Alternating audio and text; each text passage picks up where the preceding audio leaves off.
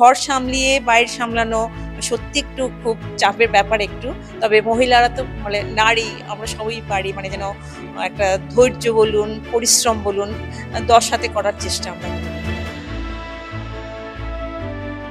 তুমি ছবি আঁকবে, তুমি নাচ করবে, গান করবে, সবই করবে, কিন্তু পড়াটা সবার আগে করবে। বিকজ তুমি পড়াশোনাটা এগিয়ে গিয়ে তুমি একটা চাকরির জন্য তৈরি হবে, আর পাশাপাশি তুমি এগুলো চালিয়ে যাবে।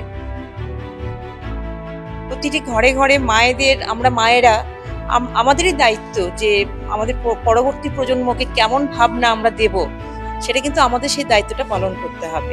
সেইভাবেই কিন্তু আমাদের পরবর্তী প্রজন্ম সেই ভাবনাটাকে ধারণ করবে এবং আমার মনে হয় ওরা এগিয়ে যাবে।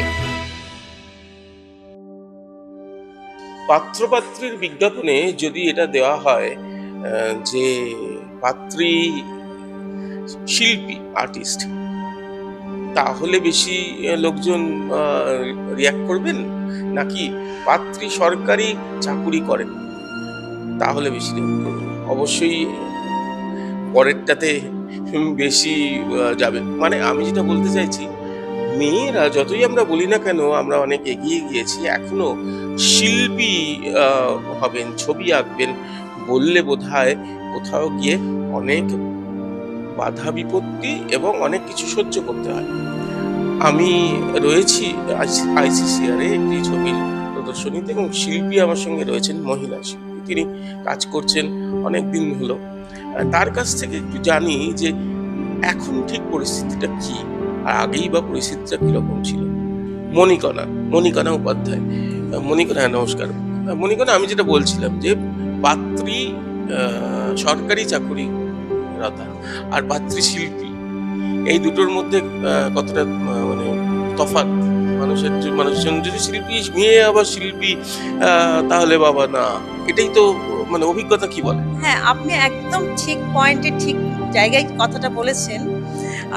এটা কিন্তু মানুষের মনে একটা খুব স্বাভাবিক একটা প্রতিক্রিয়া, সেটা মানুষ এভাবেই ভাবে। যেমন আমাদেরই কি ছোটবেলায় আমরা যখন পড়াশোনা করেছি, যে আমি পড়াশোনার পাশাপাশি নাচ শেখা, আঁকা শেখা, সেগুলো করেছি। যে আমি বড় হয়ে আমি নৃত্যশিল্পী হব বা চিত্রশিল্পী হব, সেরকম অনুপ্রেরণা কিন্তু আমরা কোথাও থেকে পেতাম না। বাড়িঘর বলুন বা আমাদের সামাজিক সমস্ত পড়াশোনাটা আগে করতে হবে, বিকজ ভালো পড়াশোনা করে একটা ভালো চাকরি, যেটাকে একটু ব্র্যাকেটে বলা হয় যে একটা সরকারি চাকরি একটা করারই সবারই একটা মানসিকতা ওরকম থাকে।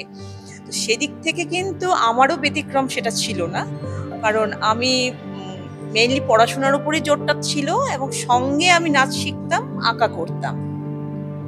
এবারে আমি জীবন বিজ্ঞানের ছাত্রী, আমি জীবন বিজ্ঞান নিয়ে পড়াশোনা করেছি। আমি অনার্স নিয়ে পাশ করেছি, ফার্স্ট ক্লাস ফার্স্ট হয়েছি।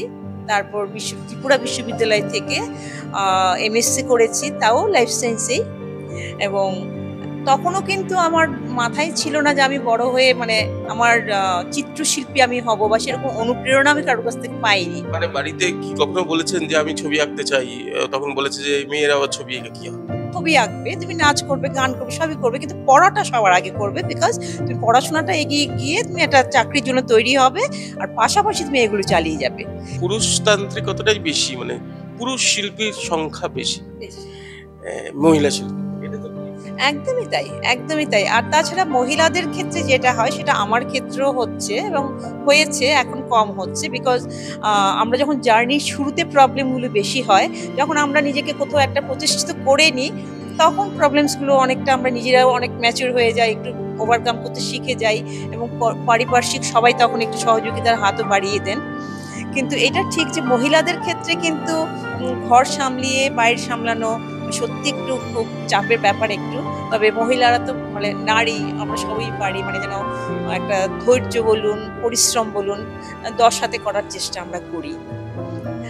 আর এটা একদম ঠিকই আপনি না, আপনি ঠিক বলেছেন, যেটা মেয়েদের ক্ষেত্রে সত্যি একটা বাধা কিন্তু আমাদের পেরোতে হয়।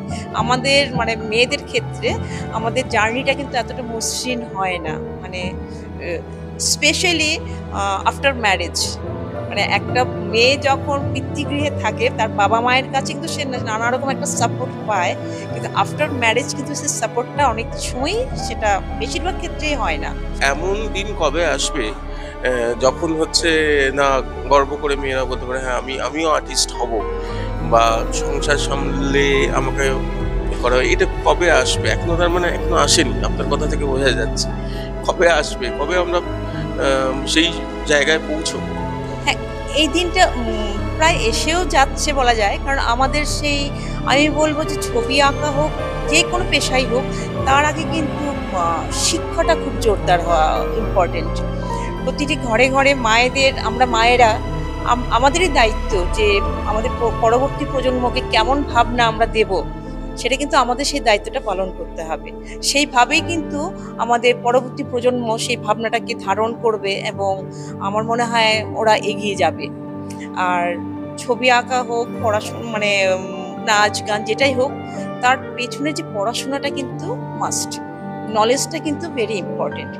তাই আমি বলবো যে মায়েদের, বিশেষ করে বলবো ছোট বাচ্চাদের, আমি বিভিন্ন জায়গায় শেখানোর জন্য যাই, সেখানেও আমি একই কথা বলি।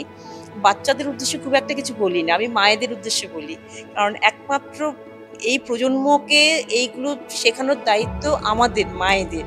তো আমার মনে হয় এই কাজটা যদি আমরা ভালোভাবে করতে পারি, নিশ্চয়ই আমাদের এই পরবর্তী জেনারেশন আবার সেই রিফ্লেকশনটা অবশ্যই আমরা দেখতে পাবো। কোথাও গিয়ে এ কথা থেকে এটা পরিষ্কার যে আহ, আমরা নারী, আমরা পারি, এই কথাটা বলতে হয়। কিন্তু আমরা নারী, আমরা আর্টিস্টও হতে পারি, শিল্পীও হতে পারি, এটা বলতে গেলে একটু ধক লাগে, একটু হয়তো কম্প্রোমাইজ করতে হয়। তবে সেই দিনটা আসুক যেদিন জোর গলায় একজন মেয়েও বলবে যে হ্যাঁ আমি আঁকবো, আমি হবে আর্টিস্ট হব, এবং এই ছবি হবে, পেন্টিংই হবে আমার পেশা। সুরজিতের সঙ্গে প্রীতম দে, ক্যালকাটা নিউজ।